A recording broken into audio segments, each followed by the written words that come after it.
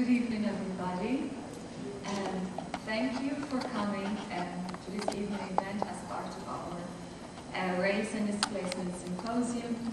I want first to thank our co-sponsors who made this possible, the Department of English, the Department of Religious Studies, UA Libraries, the College of Arts and Sciences, but also the Theatre Department for allowing us to use this wonderful building.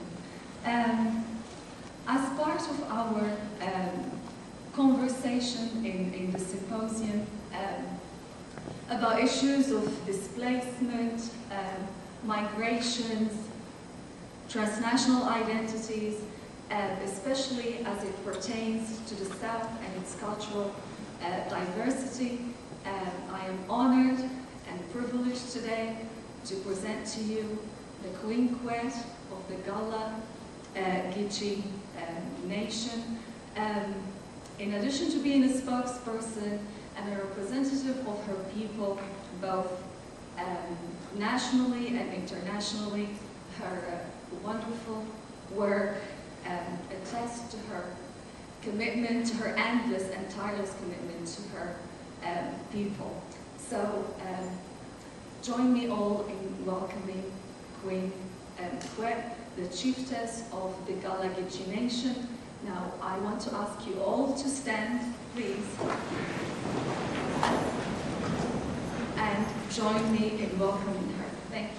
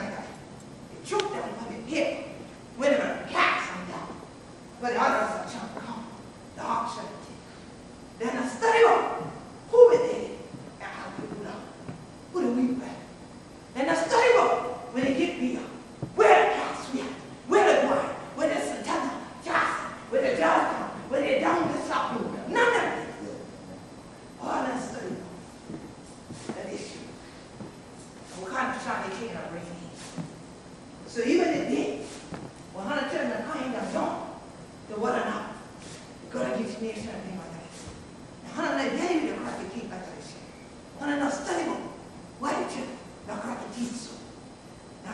so for the cracky tail and tell us, no cracky tails. Let us see, draw a whiff. Now hear me now. Let's see, technical. All the children are drawing whiff. See, there we go. What now? And then throw it on top. And then like that. Instead of throw it, we get that. And how is it? Sign out again. Gotta get up. Everything. Suck of the chest, suck of the tongue. So everything going in. All them shit.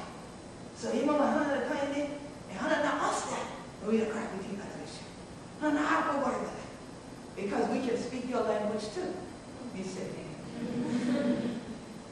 But even though you don't have to worry about whether you hear our language when you get there or not, we have to worry about it. Because the more that we do not hear our language, the more that we know our people are being yet again removed from who they actually are and who God called them to be. The Igbo, Mandinka, Malinke, Yurima, Gullah, Yeezy, Mende, Tendi, Ifi, Ibibio, and all of the myriads of African ethnic groups that were captured, kidnapped, enslaved, and placed on the islands that we today call the Sea Islands, are now called Gullah Geechee. More often than not, you don't hear us called by any of the other names, but yet all of our ancestry came about because these groups were put together on our islands. And so, as we lived there from the 1600s all the way up to now, not only directly on the islands, but 30 to 35 miles inland onto the mainland areas that are called the Low Country.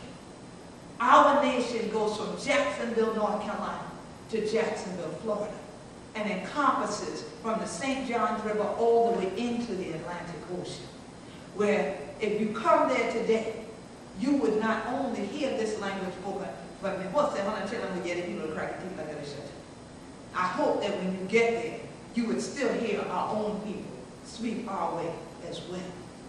But as I said to you, many stopped speaking our language, not because it was incorrect, but because they were told to throw it away.